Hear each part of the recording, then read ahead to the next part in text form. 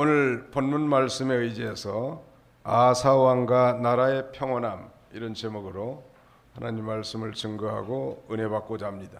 이스라엘 나라는 솔로몬 왕 때까지는 통일 이스라엘을 구성하다가 그의 아들 르호보암 왕 당시에 나라가 두 쪽으로 갈라지게 됩니다. 북쪽에는 여로보암이 이끄는 10개 지파와 남쪽에는 르호보암이 이끄는, 즉 솔로몬의 아들 르호보암이 이끄는 유다와 베냐민 지파, 두 개의 지파를 거느린 소국으로 전락하게 됩니다. 그리고 중요한 건 남쪽 유다는 성경대로 하나님 앞에 바로 하려고 하는 것이고, 북쪽 이스라엘은 성경을 다 변개시켜서 타락한 그런 나라로 전락되고 있었습니다. 오늘 본문의 이 아사 왕은 그러니까 르호보암 왕의 손자가 되겠고요. 그 다음에는 다윗 왕으로 말하자면 고조 손자, 아무튼 그 정도 되는 거예요. 미국 사람들은 할아버지를 그냥 grandfather라고 합니다만 그 다음부터는 계속 앞에다가 great만 붙이면 돼. 증조는 great grandfather, 그 다음에 고조는 뭐겠습니까? great great grandfather, 이런 식으로. 중요한 것은 이 아사 왕이 이 다윗 왕이 그의 이 고조 할아버지 뻘 되는데, 아주 신앙이 좋은 다윗 고조 할아버지의 좋은 신앙의 길을 걸었고, 그 결과는 적어도 그의 치세 초반에 해피엔딩이었단 말. 즉 믿음으로 선정을 베풀므로 하나님 앞에 축복을 받은 기사가 오늘 본문에 등장하고 있습니다. 그렇다면 이 아사 왕의 등극과 함께 유다 나라의 평안함의 비결이 뭔가? 오늘 주보 순서지 안에 오늘의 말씀 요약을 한 4가지 정도 했는데요. 같이 한번 따라서 볼까요? 아사 왕의 등극과 함께 유다 나라의 평안함의 비결이 무엇인가? 한번 따라합시다. 여호와 보시기에 선하고 올바른 일을 함. 모든 성에서 우상을 척결함. 여기 성은 도시를 가리킵니다. 세 번째는 여호와 하나님을 찾게 함. 마지막 네 번째는 여호와의 율법과 계명을 지키게 함. 예, 오늘의 말씀에 이 말하자면 뼈대라고 할 수 있겠는데, 이 아사 왕의 등극과 함께 유다 나라가 어떻게 평안함을 얻을 수 있었는가, 이걸 우리가 배워서 우리 가정이나 또 우리 사회, 국가가 평안한 나라를 세워나가도록 우리가 믿음을 써야 할 것입니다. 자신은 여호와 보시기에 선하고 올바른 일을 하고, 그 다음에는 모든 도시에서 우상들을 다 척결함과 동시에 이 백성들로 하여금은, 자신도 그렇지만 백성들과 함께 여호와 하나님을 찾게 하고 또 하나님의 말씀을 준행하도록 가르쳤다고 하는 것은 아주 대단한 신앙이란 말. 구체적으로 여호와 보시기에 선하고 올바른 일을 했다는 것, 한마디로 말하면 여호와 보시기에 정직하게 살았다는 거예요. 이 사람들 앞에서 사람들에게 보이려고 그렇게 행한 선과 의가 아니고, 이 사람이 아니라 여호와 하나님 앞에, 즉 보이지 않지만 살아계셔서 우주 만물을 통치하시고 다스리시는 그 하나님 앞에 선과 올바른 일을 한 것입니다. 예수님께서도 마태복음 6장 1절 하반절에 사람들에게 보이려고 의를 행치 않도록 조심하라, 그렇게 주의하고 있습니다. 바로 이 선과 올바름, 즉 선과 정의는 하나님의 뜻 아니겠습니까? 유다의 왕들 중 선한 왕들의 다 특징이 바로 줄곧 여호와 앞에서 선하고 의로운 일을 한, 즉 정직한 왕들이었는데요. 하나님께서는 선지자들 통해서도 진정으로 자기 백성들이 인자를 사랑하며 또 공의를 구하고 겸손히 하나님과 동행하는 것을 요구하고 있습니다. 즉 이 선하고 의로운 삶을 살도록 가르치고 있다는 말. 뿐만 아니라 신약 시대의 우리 그리스도인들, 즉 예수 그리스도로 말미암아, 즉 예수 그리스도의 십자가로 말미암아 죄 사함 받고 구원받은 하나님의 자녀들이 걸어가야 할 길이고, 하나님은 저 저주의 십자가 나무에 예수 그리스도를 달아 매달려 저주의 죽음을 죽게 한 것은 우리를 대속하실 뿐만 아니라 이제는 죄에 대해서는 죽고 의에 대해서 살게 하려고, 즉 의로운 삶을 살도록 우리를 구원해 주셨단 말이에요.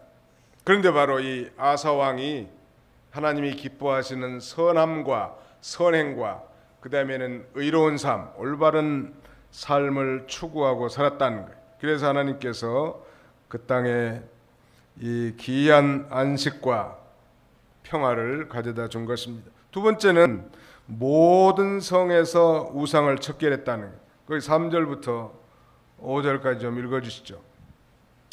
그가 이방 제단들과 산당들을 제거하고 기둥 우상들을 파괴하며 아세라상을 찍어 없앴으며, 그가 또 유다 사람에게 명령하여 여호와 그들의 조상의 하나님을 찾게 하고 율법과 계명을 지키게 하였으며, 유다의 모든 성에서 산당들과 분향단들을 없앴으니 나라가 그 앞에서 평온하였다. 예, 하나님께서 제일 싫어하는 것이 있다면 그건 바로 우상 섬기는 거 아니겠습니까? 그래 우리가 다 배워서 잘 아는 바이지만 우상이라고 하는 것은 그건 헛된 것입니다. 그 다음에는 이 우상이라고 하는 것은 사람의 수공물이란 말. 도봉산 올라가 보니까 절들이 많고, 그 다음에는 뭐 가는 곳마다 그 엄청난 이 돌부처상들 많이 세워져 있는데 그 어떻게 옮겼는지 알 수가 없다. 헬리콥터로 옮겼는지 뭐 사람이 어깨에 메고 옮겼는지는 알 수 없지만 아무튼 스스로 거기 걸어갔을 리는 없을 것 같아요. 분명한 것은 헛된 것이고 사람이 만든 수공물이라는 거예요. 사람이 만들어 놓은 거예요. 뿐만 아니라 그 우상은 우리에게 이 화는커녕 복도 줄 수 없는 허무맹랑한 것입니다. 그런데 그 우상을 적어도 야사왕 이전의 왕들, 르호보암이나 아비야 왕 같은 할아버지나 아버지는 그렇게 우상 척결에 대해서 심각한 마음을 갖지 못하는 것 같아요. 그래서 와사왕은 소위 종교 개혁을 단행하는 거예요. 율법에 증거해서. 하나님이 얼마나 기뻐하시겠냐는. 오늘날 우리 성도들도 마찬가지, 이 하나님이 뭘 기뻐하시는고 하면 하나님의 말씀에 비추어서 내가 이반된 이 삶을 사는 것이 있다면 그걸 고쳐나가는 거예요. 사람이 실수하지 않은 사람이 없고 죄 짓지 않는 사람이 없지만 그 죄를 인정하고 회개하고 고쳐나가는 걸 하나님이 기뻐하신다. 그 인정하지 않고 계속 덮으려고 하면 그 하나님의 큰 징계가 임해. 죄 안 짓는 사람이 없는데 죄를 지었다고 하나님 앞에 통회하고 회개하고 바로 서면 하나님이 긍휼히 여겨주지 않겠습니까? 바로 이 소위 금년이 우리 기독교 역사 가운데 중요한 해 중에 하나인데, 그 이유는 1517년 마르틴 루터의 종교개혁 이후에 금년이 500년 되는 해예요. 그러니까 1517 플러스 500하면 얼마예요? 2017년이란다. 그런 면에서 이 종교개혁의 이 500주년 그런 기념이 되는 해이기 때문에 각양 행사들도 좀 많은데요. 종교개혁의 요점은 그거예요. 말씀으로 돌아가자. 오직 말씀으로. 솔라 스크립투라. 오직 성경으로. 그게 이 종교개혁자들의 모토예요. 그러니까 우리가 말씀에서 벗어나서 멀리 떠난 행동들이 다 죄 아니겠습니까? 그것들을 진정으로 회개하고 말씀 가운데 설 때 우리 하나님은 기뻐하시는 것입니다. 그러므로 오늘 우리도 하나님을 섬길 때 우상을 섬기는 그런 심리로 하지 말고 회개하고 신령과 진정으로 온 마음과 정성과 뜻을 다 기울여서 기쁜 뜻으로 하나님을 섬겨야 할 것입니다. 유다 제3대 왕 아사왕이 등극해서 모든 도시에서 바로 우상을 척결해. 모든 도시에 있다면 이게 어떤 부분적인 개혁 운동이 아니라 적어도 이 거국적인 전국적인 개혁 운동을 펼쳤다는 것인데, 이건 죄를 철저히 회개하고 청산하는 걸 가리킵니다. 하나님은 죄를 철두철미하게 회개하고 이 거룩한 삶을 살기로 결단하기만 하면, 아니 그런 마음만 먹어도 하나님이 같이 해주시고 그 심령에 참된 평안으로 함께 해주시는 것입니다. 바로 이 아사 왕은 이 여호와 아버지에게 선과 올바른 일, 즉 정직한 삶을 살았다고 했고, 그 다음에는 모든 성에서 우상을 다 척결했다고 했는데, 이 싱가포르란 나라 우리가 잘 아는데 거기야말로 지하자원이라고는 뭐 물도 사 먹어야 하는 가난하고 혼란한 나라였습니다. 1959년 소위 말레이시아 연방으로부터 독립했는데, 독립 당시에 이 연방에 속한 국민들의 국민소득은 400달러였다고 합니다. 우리는 지금 한 2만 7천 불이라고 하잖아요. 이광효 수상이 소위 그때 자치령 총리로 취임했는데, 영국 캠브리지 대학에서 법학을 공부하는 중에 이광효 수상은 중대한 기독교 청교도들의 삶을 배우게 된 거예요. 그래서 그것을 나라에다가 적용을 시켰습니다. 사실 나라라고 해도 이 싱가포르라는 나라는 우리나라 땅의 한 100분의 1 정도 되는 거예요. 서울시의 한 2배 정도 된다고 그래요. 인구는 한 우리 인구의 10분의 1도 채 미치지 못하지 않습니까? 그런데 이 이광효 수상은 19세기 부유한 중국에서 태어나서 싱가포르에 정착했는데, 영국의 이 직할 식민지, 그 다음에는 중국, 말레이, 인도 국민들의 이 혼합된 나라가 바로 싱가포르인데 거기에 산 거예요. 20년 넘게 이 이광효 수상은 수상 자리에 있었습니다. 오랫동안 이 수상이 국민들의 사랑을 받아온 그 중대한 이유는 그의 정직함에 있었다고 합니다. 그는 수상 자리에 바로 아래 이 부패 방지 특별기구를 만들어 놓고 모든 공무원과 나라의 일을 하는 이 사람들이 정직하게 국민들을 위해 일하지 않으면 쫓아냈다는 것.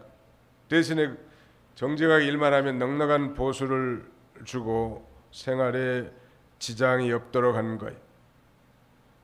그는 이 인재를 골고루 잘 등용했는데, 특별히 능력과 청렴성을 봤다고 하고, 투명한 정책 결정과 집행, 부패를 차단하고, 또 경쟁력 있는 공무원으로 다 변모시켰다는. 뭐 들어서들 아시겠지만 뭐 길가에서 뭐 침을 뱉거나 그다음에 담배를 피우거나 이런 것에 대해서도 아주 뭐 엄중한 처벌이 있다네. 실제로 퇴장도 있다는 거. 한국 사람들 속도 모르고 가서 침 택택 받고 거기다가 두들겨 맞고 온 사람도 있다는 거. 우리나라도 좀 그렇게 했으면 좋을 것 같아. 침 택택 받고 아무튼 뭐 쓰레기 아무개나 버리고.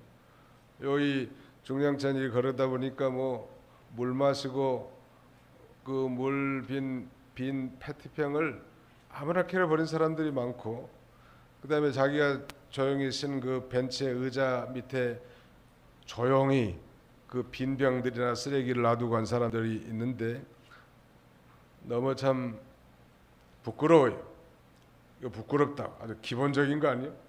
자기가 사용한 그 쓰레기를 왜 자기가 치고, 또 더 안심한 것은 개를 산책하는데 개똥을 안 친 사람들이 많아. 왜 자기 똥 개를 안 치냔 말이에요. 그건 너무 이기주의라고. 따라서 합시다. 개똥을 칩시다. 개똥을 치라고. 아니 자기 개가 똥을 쌌으면 비닐이하고 봉지를 준비해가지고 가서 깨끗하게 해야 될 거 아니에요?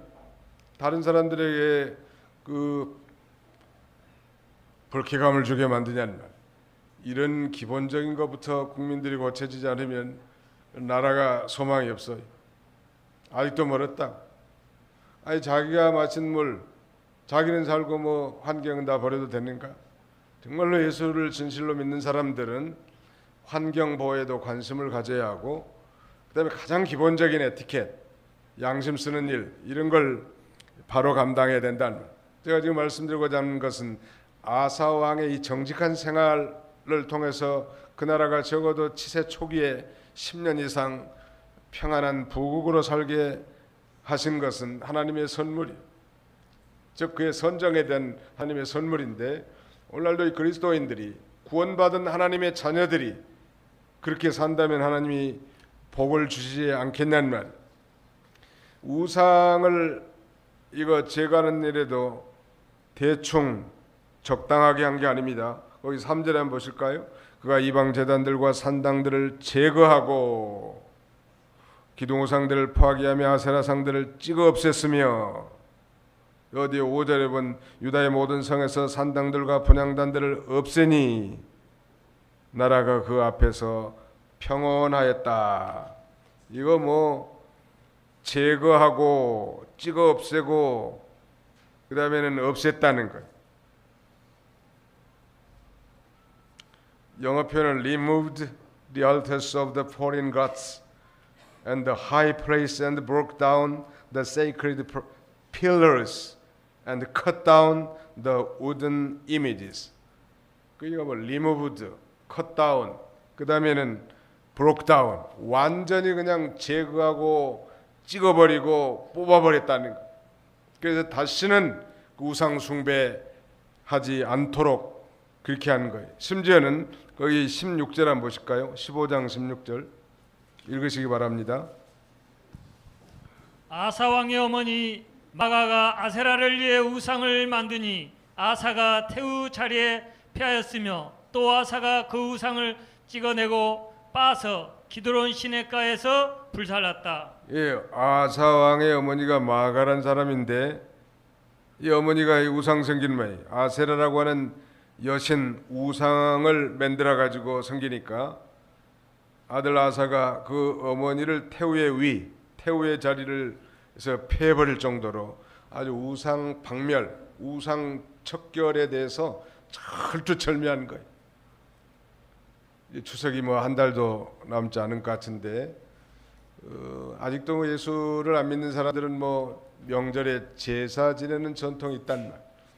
조상들에게 제사를 지내면 그 효도인 줄 알고 예의를 지키는 줄 알고 복을 받는 줄 알고 그런 행위를 하지만 그건 하나님 앞에 그 아주 역겨운 일이라.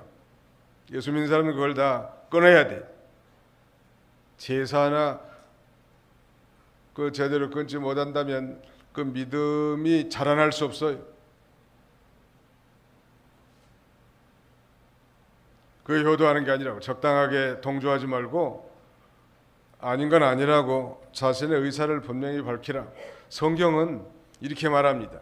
이방인들이 드리는 그 제사는 귀신들에게 하는 것이니라 라고 성경은 말하고 있습니다. 그 조상신을 위한 것도 아니고 복을 받는 게 아닙니다.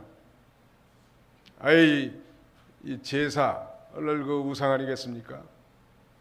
그걸 철두철미하게 금해야 합니다.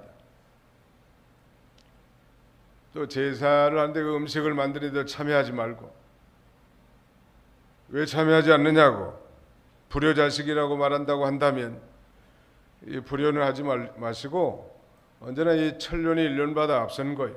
하나님의 명령에 1계명부터 적어도 3계명까지, 제1계명은 나 외에는 다른 신들을 내게 있게 하지 말지니라 라고 말씀하고 있지 않습니까? 또 제2계명은 우상을 만들지도 말고 절하지도 말고 섬기지도 말지니라. 성경의 가장 기본적인 10계명에 1, 2, 3계명이 그렇게 되어 있단 말이에요. 심지어는 내 이름을 망령되이 일컫지 말지니라까지. 근데 그걸 기본적인 거 하나 통과하지 못한다면 그리스도인들이 어떻게 믿음이 자랄 수 있겠냐는 말이에요. 그걸 하면서 좀 핍박도 당하고 뺨도 맞고 침뱉음도 당하고 따돌림도 당하고 그런다 할지라도 확고하게 그걸 극복해야 합니다. 그렇지 않으면 그 지도자로서 사용될 수 없어요. 큰 제목으로는 불가능하다.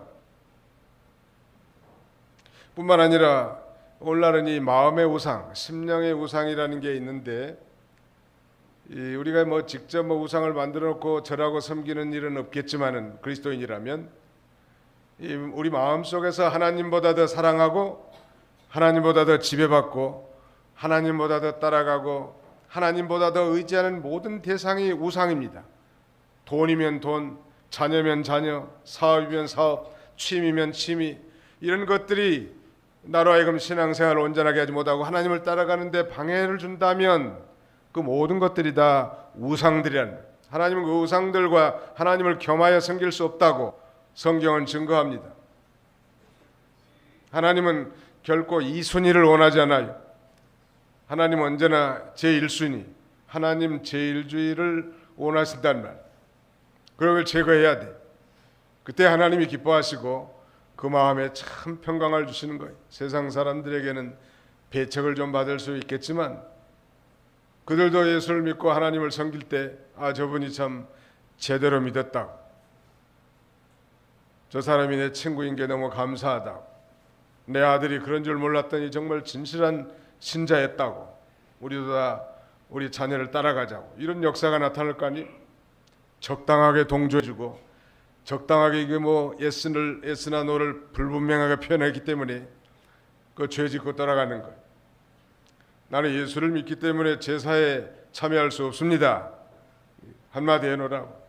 난리가 나든지 뭐 뒤집어지든지 엎어지든지 뭐 통곡을 하든지 뭐 한 번은 다 통과해야 될 난리, 한 번은 반드시 통과해야 될 이 라인이란 말. 우상을 제대로 끊지 못한 사람, 믿음 제대로 자라날 수 없고 마음의 평안을 누릴 수 없는 것. 우리는 오직 하나님만 섬기고 하나님만 사랑하고 그 다음에는 하나님만 의지하고 나갈 때 그런 단순한 마음 가운데 참된 안식을 누릴 수 있게 되는 것입니다. 그 다음에 세 번째 아주 중요한 메인 아이디어인데, 여호와 하나님을 찾게 함. 다시 말씀드리면 자신도 여호와 하나님을 구하고 찾고 기도할 뿐만 아니라 유다 백성들로 하여금 여호와 하나님을 찾게 만들어주는 거예요. 보통 왕이 되면 많은 군대야 말을 구하고 찾을 것이 이 상례인데, 그리고 자기의 이 부귀 영화를 위해서 풍부한 물질을 구할 텐데, 이 아사 왕은 여호와 하나님만을 찾았고 백성들로 하여금 여호와 하나님만을 찾도록 간절하게 촉구하고 가르치는 거예요. 그 15장 1절로 2절 읽으시기 바랍니다. 하나님이 영이 오데스 아들 아사에게 임하니 그가 아사 앞에 나아가 말하였다. 아사 왕과 그 유다와 베냐민여, 내 말을 들어라. 너희가 여호와와 함께하면 그분께서도 너희와 함께 하실 것이고, 너희가 여호와를 찾으면 그분께서 너희를 만나 주실 것이다. 그러나 만약 너희가 그분을 버리면 그분도 너희를 버릴 것이다. 너희가 여호와를 찾으면 그분께서 너희를 만나 주실 것이다. 그러나 만약 너희가 그분을 버리면 그분도 너희를 버리실 것이다. 여호와 하나님을 찾는 거, 이거 아주 중요한 신앙. 너희는 여호와를 찾으라, 그리하면 살리라. 아모스 선지자가 그렇게 외치고 있습니다. 하나님을 찾으면 하나님께서 먼저 그 영이 살게 해주시고 신령한 것을 주실 뿐만 아니라 육신에 필요한 것들도 하나님의 기적적인 섭리 가운데 살아가게 하시는 거예요. 하나님을 찾으면 삽니다. 시작. 하나님을 찾으면 삽니다. 하나님을 찾으라. 아무리 죽을 환경에 빠져 있고 절망과 좌절 가운데 있고 정말 소망이 없는 그런 가운데 있다 할지라도 하나님을 찾으면 하나님이 살 길을 열어주신다는 거예요. 거기 7절을, 오늘 본문 14장 7절을 다 같이 한번 읽어보실까요? 시작.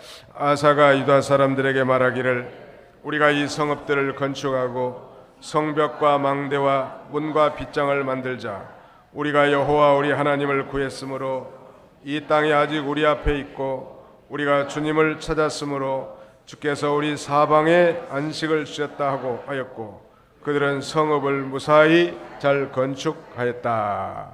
거기 그러지 않았습니까?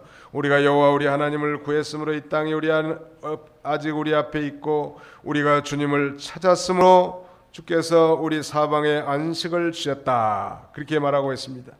살아계신 여호와 하나님을 찾는 자에게 하나님께서는 안식을 주시고 그 나라가 평온하도록 인도하셨다는 것. 어떤 환난을 당해도 성경은 여호와를 찾으라는 것, 부르짖으라는 것, 이 기도하라는 것. 환난 날에 나를 부르라. 내가 너를 건지리니 내가 나를 영화롭게 하리로다라고 말씀합니다.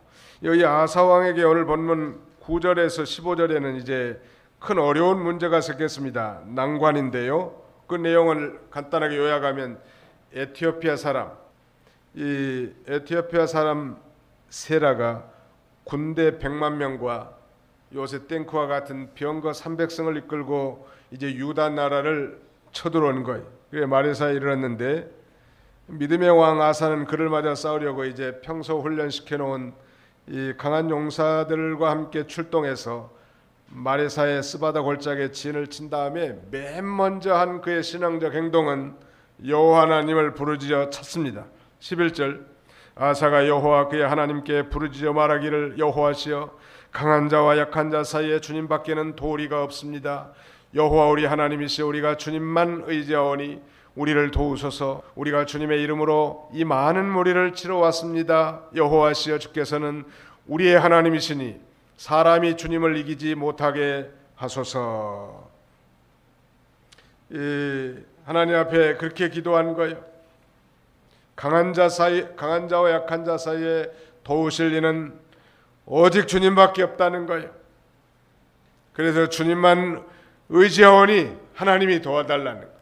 여러분 우리의 삶 가운데 혹은 우리의 인생의 진로 가운데 우리의 자녀손들이나 우리 선호하는 직장과 사업에 문제가 생겼을 때 정말 어려운 문제가 생겼을 때 아사왕과 같이 하나님만 바라보고 의지하면서 간절히 주님을 찾으면 하나님은 도우시는 하나님이에요.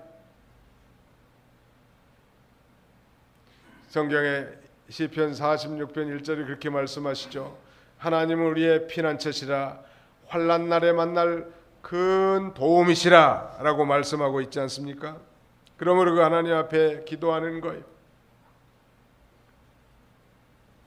이 에티오피아 군대는 사람들이지만 유다의 군대는 하나님이 함께 하시는 여호와의 군대란 말. 근데 어떻게 사람이 하나님을 이길 수 있겠습니까? 결코 이길 수 없죠. 사실 군대 숫자로 보면 지금 병거 300승에 100만 대군이고 여기는 이 유다와 베냐민을 다 합해도 58만이고 무기도 변변치 않단 말. 그야말로 중과부적이고 무기로는 도저히 상대를 감당할 수 없는 그런 열세란 말. 그래도 불구하고 이 아사왕이 이끄는 유다의 군대는 여호와 하나님이 함께하는 여호와의 군대란 말. 그런데 어떻게 사람이 이길 수 있는가? 아사의 기도 가운데서도 그의 11절 마지막 부분에 그렇게 말씀하고 있습니다. 여호와시여 주께서는 우리 하나님이시니 사람이 주님을 이기지 못하게 하소서. 여기 사람이라고 하는 히브리 말은 에노시라고 하는데 깨어지기 쉽다의 의미를 가진 아나시에서 유래된 말씀입니다. 그 문자적인 뜻은 죽을 수밖에 없는 존재, mortal being, 죽을 수밖에 없는 존재라는 뜻이죠. 즉 죽을 수밖에 없는 요한한 인간이 영영이 죽지 아니하시는 영원한 하나님을 대적하여 결코 이기지 못하게 해달라는 것. 또 이길 수도 없는 거 아니에요? 에티오피아 군대가 표면적으로는 유다 나라를 치려고 일어났지만 궁극적으로는 전능하신 하나님 여호와를 대적하는 것임을 나타내고 있는 것입니다. 저는 최근에 이 북한의 미사일 도발이라든지 그 다음에는 6차 핵실험, 수소폭탄을 개발했다고 날마다 잔치하는데 나는 그 젊은이가 그렇게 미사일을 품고 좋아하는 모습을 보니까 좀 이상해. 여러분들은 어때요? 장난감도 아니고 말이죠. 좋은 집도 아니고 미사일을 품고 무슨 핵 개발을 그렇게 좋아하는 건 정신적으로 좀 이상한 것 같은 내가 보기에. 이제 분명히 무기로는 우리 남한이 북한과 겨룰 수 없을 만큼 현격한 차이가 있게 됐습니다. 심지어는 미국과 지금 도전하고 있지 않습니까? 미국을 이길 수는 없겠지만 아무튼 남한은 이제 안중에도 없는 것 같아. 또 실제로 우리는 사드 배치나 하는데도 이렇게 어려움을 겪는 나라예요. 또 사드나 무슨 패트리엇 그런 방어 미사일을 설치한다고 해도 북한의 수많은 미사일과 핵무기를 감당할 수 없는 거예요. 그런데 저는 기도하는 가운데 그런 마음이 들었어요. 이 남한에는 적어도 수많은 그리스도인들이 있단 말이에요. 비록 타락하고 연약하고 무력해졌다 할지라도 그래도 하나님을 사랑하고 오직 하나님께 목숨을 걸고 주와 복음을 위해 사는 그리스도인들이 많이 있어요. 그래서 만약에 그들이 우리를 친다면 그들은 비록 대한민국의 연약한 국방력과 군대를 치는 것이 아니라 대한민국에 있는 하나님의 나라와 백성들을 치는 그런 역사이기 때문에 어떻게 이 사람이 전능하신 하나님과 싸워서 이길 수 있겠냐는 말이에요. 하나님이 우리와 함께 하시면 반드시 승리할 줄로 믿습니다. 그게 신앙이에요. 그런 생각이 드니까 두렵지 않더라. 처음에는 우리 교인들 이게 핵폭탄 떨어지면 어디로 숨길까 그걸 연구를 좀 많이 했는데 숨을 데가 없더라. 여기 옆에 지금 도봉산 옆에 가면 캠프 잭슨이라고 하는 미군 부대가 있는데 어제는 뭐 도봉산도 다 넘어오는 미사일 포탄이 있는데 거기를 겨냥하다가 갑자기 요리 떨어지면 어떻게 되겠냐는 거야. 숨을 데가 없어. 우리 찬양대 찬양한 것처럼 진정한 피난처는 여호와 하나님밖에 없어요. 하나님이 함께 하시면 아무리 핵무기를 만들었어도 사용하지 못하고 무력하게 만들 수 있는 전능하신 하나님이란. 그렇다고 우리가 대비하지 말라는 건 아니에요.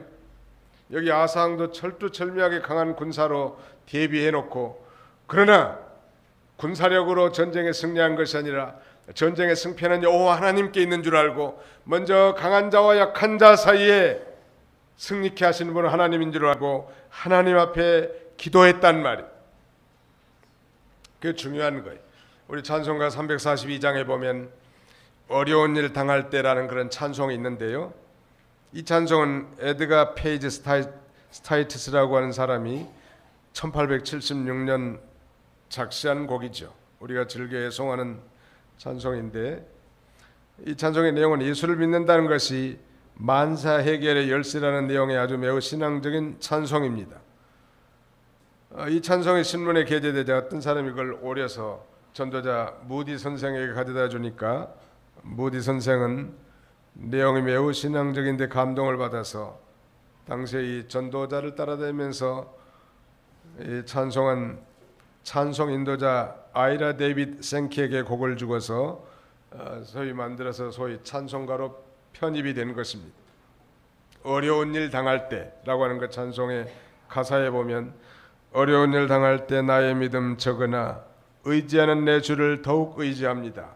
3절에는 밝을 때에 노래며 어두울 때에 기도와 위태할 때에 도움을 주께 간구합니다. 세월 지나갈수록 의지할 것뿐일세 아무 일을 만나도 예수 의지합니다. 그 참 좋은 찬송 같아요.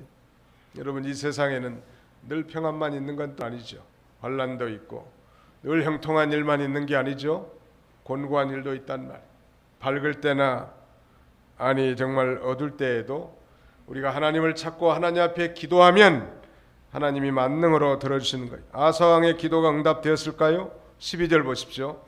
여호와께서 아사와 유다 사람 앞에서 에티오피아 사람들을 치시니 에티오피아 사람들이 도망하였으므로 아사와 그와 함께한 백성이 그들을 그날까지 추격하였고 에티오피아 사람들이 여호와 앞에서와 그분의 군대 앞에서 패망하여 살아남은 자가 없이 전멸하니 매우 많은 탈취물을 가져왔다. 하나님이 함께 하심으로 그 100만 대군 300개의 병거승까지 다 괴멸시키고 전쟁에 승리해서 수많은 탈취물, 노획물을 얻게 된 거예요. 대승리한 거예요.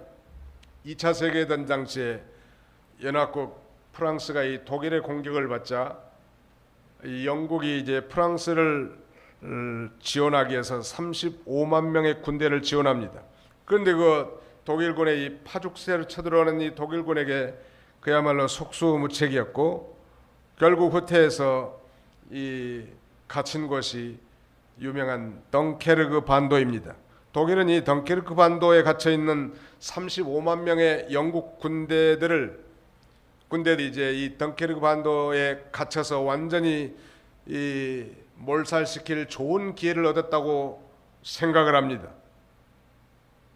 그때 이 대영 제국의 이 조지 6세 왕을 비롯해서 온 나라는 이제 이 위경 앞에 소위 기도의 날을 선포합니다.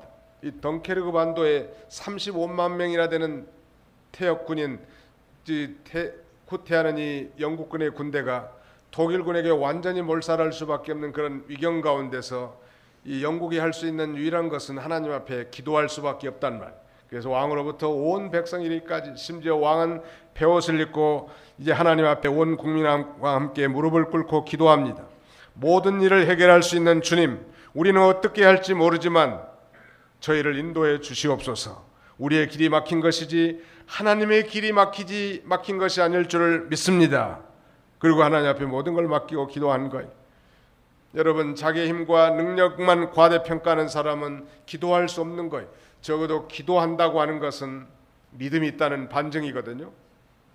자신은 아무것도 할 수 없지만 하나님은 모든 걸 할 수 있다고 믿기 때문에 그렇게 기도를 시도하는 거 아니겠습니까? 놀라운 일은 기도한 다음 날 하나님께서는 독일 군대가 있는 곳에는 무서운 폭풍우가 몰아치게 하고 덩케르크 반도에 갇혀있는 영국 군대에게는 쨍쨍 햇빛이 내리쬐게 해서 안전하게 생명을 건 이 군대들에 의해서 안전하게 영국까지 퇴각하도록 이렇게 도우신 거예요. 그래서 35만 명이나 되는 대군이 생명을 구하고 고국으로 돌아갈 수 있었던 것입니다. 영국에서는 그 일이 있은 후에 국왕을 비롯해서 온 국민이 감사 예배를 드렸다고 합니다. 그리고 지금까지도 그 날을 기도의 날로 기념하여 지키고 있다는 이 말씀드리려고 온 요지는 이 나라의 불안과 국방의 위기 이런 가운데서, 아니 뭐 개인적인 것도 마찬가지겠죠. 그때 하나님 앞에 하나님을 찾고 하나님을 구하고 하나님 앞에 기도하면 만능의 하나님께서 능히 구할 수 있음을 우리에게 가르쳐 주는 것입니다. 시간이 다 돼서 이제 말씀을 맺어야 될 것 같아요. 이 근간에 우리 조국의 안보가 불안하고 또 혼란 가운데 있는 것이 사실이란 말. 우리 한국 사람들에게 맡겨놓으면 이 나라가 어떻게 됐을까? 우리는 과거에 중국으로부터 약 1000번 정도 침략을 받았습니다. 그리고 지금도 중국은 한국을 길들이기 위해서 여러 가지 방법으로 노리고 있지, 여론을 분할시키고 있지 않습니까? 대국의 거기에 사대주의 사상을 가지고 거기 의지하지 말고 우리가 의지할 유일한 대상은 하나님이라는 거예요. 문재인 씨는 너무 중국 눈치를 많이 보는데 우리 예수 믿는 사람들은 하나님 눈치만 보면 돼. 누구 눈치만 보면 돼요? 하나님 눈치만 봐라. 하나님 마음에만 속들게 하면 하나님이 국방도 지켜줄 거고 나라를 부국하게 해주실 거고 개인이나 가정이나 우리 자녀손들이나 인생의 진로를 하나님이 형통하게 해준다는 말. 그러면 하나님의 눈치를 보지 않고 범죄하고 돌아가고 슬슬 겉으로는 예수쟁이처럼 댕기면서 속으로는 온갖 죄를 다 범하고 그런 숨은 부끄러움과 끊지 못하는 이 죄악성들이 우리를 망하게 하는 아주 근본적인 암과 같은 존재인 것입니다. 우리는 회개하고 하나님 앞에 정직하고 선과 올바른 행동을 해야 할 뿐만 아니라 우리 심령 속의 모든 우상들, 실제로 섬기는 우상들 다 제거하고 어려운 일이 있을 때라도 하나님을 찾고 하나님 우리에게 주신 명령을 지킬 때 참된 평안이 있는 것입니다. 성경을 한 구절만 읽고 마치겠습니다. 다 같이 통독하겠습니다.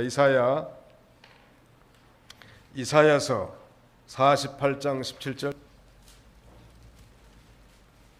이사야 47장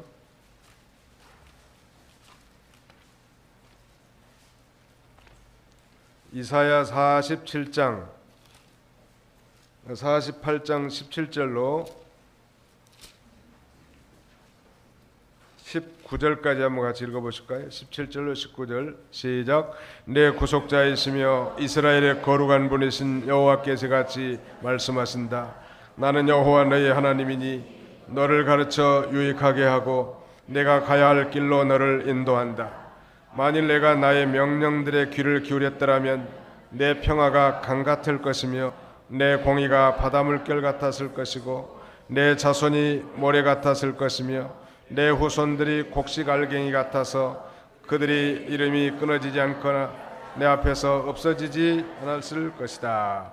나를 사랑하며 내 계명을 지킨 자들에게는 수천 대까지 인애를 베풀 것이라고 말씀하셨는데 오늘 본문에는 분명히 내가 나의 명령들의 귀를 기울였더라면 내 평화가 강 같을 것이며, 이걸 역설적으로 얘기한다면 내가 내 명령을 다 내 등 뒤로 내던지고 불순종하고 거역하고 돌아갔기 때문에 마음의 평안도, 가정의 평안도, 국가의 평안도 이렇게 상실되었음을 반출 수 있는 거예요. 하나님의 말씀을 잘 순종하는 것이 개인의 심령의 평안이나 가정이나 국가의 평안도 가져다 줄 수 있음을 성경은 증거하고 있습니다. 아사 왕과 나라의 평안, 이 말씀 마음에 깊이 새겨서 심령의 평안뿐만 아니라 가정과 사회와 이 국가의 평안은 가운데 사는 그런 저와 여러분들이 다 되시기를 주님의 이름으로 축원합니다. 거룩하신 하나님 감사합니다. 안식일을 기억하여 거룩히 지키라고 하신 주님의 명령을 따라 오늘도 주님 앞에 나와 저 십자가를 바라보고 회개하며 자복하고 하나님의 뜻을 찾으며 마음과 정성과 뜻과 힘을 기울여 우리 하나님 앞에 예배드릴 수 있도록 은혜 주심을 진심으로 감사하고 감사를 드립니다. 조국의 이 안보가 불안한 가운데 있는 이 작금의 현실을 우리가 목도하면서 우리가 과연 어떻게 살아야 될 것인가를 하나님의 말씀을 통하여 반추하게 하셨사오니 흘러 떠내려버리지 않게 해주시고 이 말씀을 마음에 깊이 새겨 순종함으로 하나님이 주시는 놀라운 평안과 또 태평 강국을 이뤄나갈 수 있는 우리의 심령과 가정과 나라가 되도록 우리 하나님께서 복을 나려 주시옵소서. 예수님의 이름으로 기도하옵나이다. 아멘.